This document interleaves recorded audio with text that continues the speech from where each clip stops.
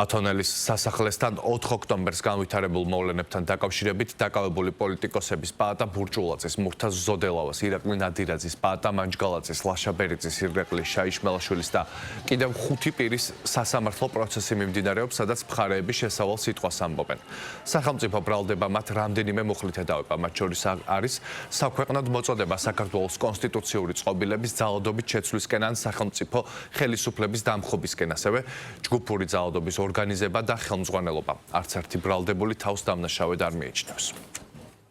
ბრალდებები არის იმდენად დაუსაბუთებელი, იმდენად შეუსაბამო საქმეში არსებულ მტკიცებულებებთან, რომ შეუძლებელია მასზე ვიმსჯელოთ თანაბრად. კვალიფიკაციის პრობლემას ხედავთ პირველ რიგში მოცემულ სისხლის სამართლის საქმეზე, ვინაიდან ერთი ბრალი გათვალისწინებული 222 მუხლით, რაც ადგენილი აქვს ნიკა გვენცაძეს, ფარავს მის მეორე ბრალს სრულად საუბარია 225 მუხლზე გაცილებით მძიმე დანაშაულზე, რაც ორგანიზებულ ჯგუფურ დანაშაულში მონაწილეობას გულისხმობს. შესაბამისად, მთავარი აქცენტი იქნება იმაზე, რომ პროკურატურას დაშვებული აქვს შეცდომა არამტკიცებულებით ნაწილში, პირველ რიგში კვალიფიკაციის ნაწილში. ჩვენ უკვე მივმართეთ სასამართლოს შუამდგომლობით ბატონი ირაკლი შაიშმელაშვილის დისტანციურად ჩართვაზე.